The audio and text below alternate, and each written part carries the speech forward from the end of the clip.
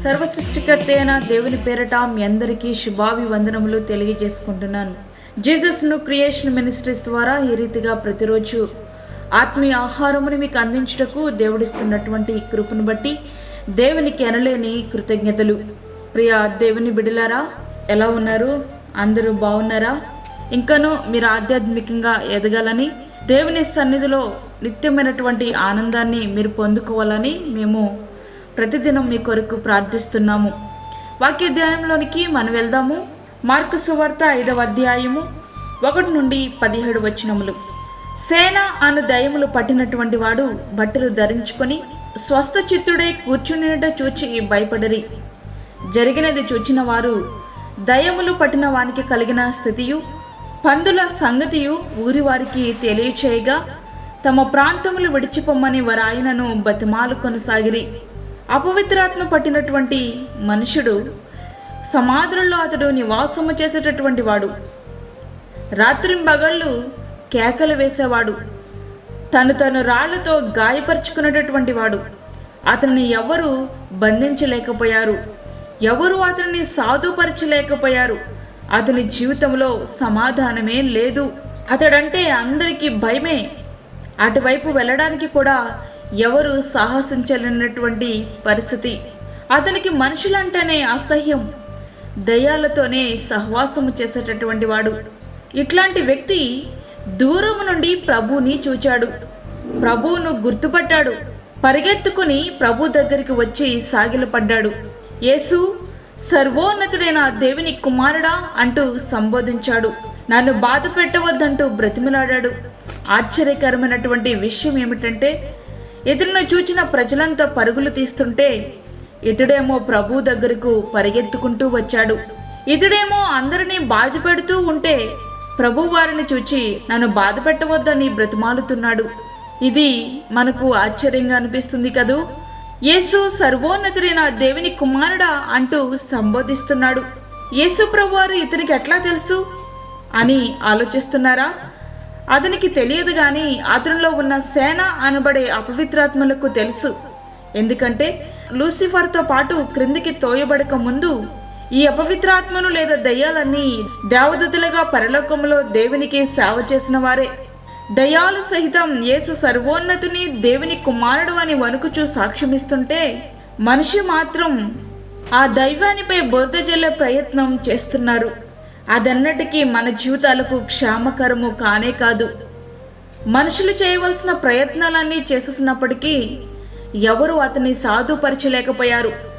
తనను తాను రాళ్లతో గాయపరుచుకునే వానిని ప్రభువు స్వస్థపరిచారు. ప్రియ స్నేహితుడా, ప్రియ విశ్వాసి, మన జీవితాల్లో కూడా సాతాను మనలను మనమే గాయపరుచుకునేలా చేస్తాడు. అది ఎట్లా అంటే త్రాగుడు, వ్యభిచారం, జూదం మొదలగు దుర్వ్యసనాలనే రాళ్లతో మనలను మనమే గాయపరుచుకునేలా చేస్తాడు. తద్వారా ఆరోగ్యం, గౌరవం, ఆర్థికంగా పతనం, ఇట్లా అనేకమైన పరిస్థితులకు బలైపోతూ ఉంటారు. వీటన్నిటి నుండి మనలను మనమే విడిపించబడలేము, కానీ ప్రభు పాదాల చెంత చేరడమే శరణ్యం. మన ప్రతి విధమైన పాపపు గాయాలు ఆయన పొందిన దెబ్బల చేత స్వస్థపరచబడతాయి. అపవిత్రాత్మ పట్టినటువంటి వ్యక్తి దిగంబరిగా ఉండేవాడు. ప్రభు అతనికి వస్త్రాలు ధరింపచేశారు. ప్రియా స్నేహితుడా, ఒకానొకప్పుడు పాపపు డాగుల చేత మన వస్త్రాలు మలినమైనప్పుడు, రక్షణ నీతి వస్త్రములు లేక దిగంబరులుగా ఉన్నప్పుడు క్రీస్తు పవిత్ర రక్తము ద్వారా మన పాపపు డాగులను ఆయన శుద్ధిపరిచారు. అపవిత్రాత్మ పట్టినటువంటి వారిని స్వస్థపరిచి ప్రభువు నూతనమైన వ్యక్తిగా అతనిని తీర్చిదిద్దితే అక్కడున్న వారంతా ఏమంటున్నారో తెలుసా? ప్రభువా, మా ప్రాంతాలను విడిచి వెళ్ళిపో అంటూ బ్రతిమాలుతున్నారు. కారణం, ప్రభు కంటే ఆ పందులే వారికి ముఖ్యమనిపించింది. అవును, మన జీవితాలు కూడా అంతే కదా. ఆయన మన కొరకు సమస్తాన్ని దారిపోస్తే మనమేమో అందముంది, బలముంది, ధనముంది, ఇంకా మేము ఈ లోకములో అనుభవించాల్సింది చాలా ఉంది, నీవు మా దగ్గరికి రావద్దు, మా హృదయంలో నీవు ఉండొద్దు, మాకు నచ్చినట్లుగా నువ్వు బ్రతకనివ్వు, నువ్వు వెళ్ళిపో అంటూ త్రోసేసే స్థితికి చేరుకున్నాం. హృదయం అనే తలుపునొద్ద ఆయన తట్టుచున్నప్పటికీ ఆయన లోనికి ప్రవేశించకుండా గడియలు బిగించి మనకు నచ్చినట్లుగా మనము జీవిస్తున్నామేమో. ప్రియా స్నేహితుడా, ఆయన దాటి వెళ్ళిపోతే మన జీవితాలకు సార్థకత లేదు. నేడైనా ప్రభువుకు స్థానమివ్వు, ఆయనను చేర్చుకో. నిత్యమైనటువంటి రక్షణ నీ జీవితంలో పొందుకోగలవు. అట్టి కృప ధన్యత దేవుడు మనకు అనుగ్రహించునుగాక. ఆమేన్. వాక్యమైనటువంటి ప్రియమైన దేవుని బిడ్డలారా, ప్రార్థనలో ఏకీభవించండి. పరిశుద్ధమైన తండ్రి, ప్రేమగల యేసు ప్రభువా, శ్రేష్టమైన మరి యొక్క దినం మా జీవితంలో మీరు అనుగ్రహించారు. నీకు వందనాలు. ఈ దినమంతటికి కావలసిన నీ కృప, నీ సన్నిధి ఎల్లప్పుడూ మాకు తోడుగా ఉంచండి నాయన. బలహీనులను బలపరచండి.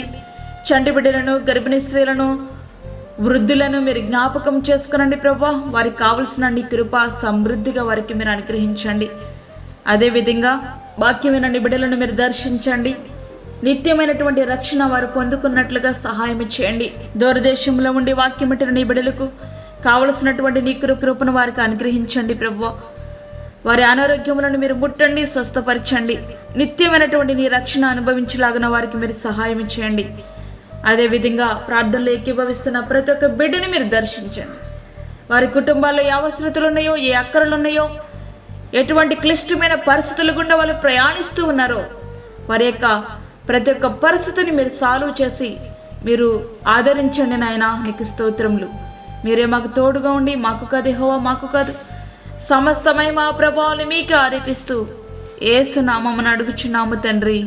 ఆమేన్. ఈ యొక్క వర్తమానంలో మీ బంధువులకు, మీ స్నేహితులకు షేర్ చేయండి. దేవుని పనిలో మీరు కూడా పాలిభాగస్తులు కండి. అదేవిధంగా మీ ప్రార్థన అవసరతలు మాకు తెలియచేయండి. మా ఫోన్ నెంబర్ 9177377559. దేవుడు మిమ్మును, మీ కుటుంబమును దీవించునుగాక. ఆమేన్. దేవుని సేవలో మీ సహోదరి అన్నామణి సాల్మన్. వందనాలు. ఫ్రెండ్స్, మరిన్ని వీడియోస్ కొరకు మా ఛానల్ని సబ్స్క్రైబ్ చేయండి, షేర్ చేయండి, లైక్ చేయండి. దేవుడు మిమ్మల్ని దీవించునుగాక. ఆమేన్.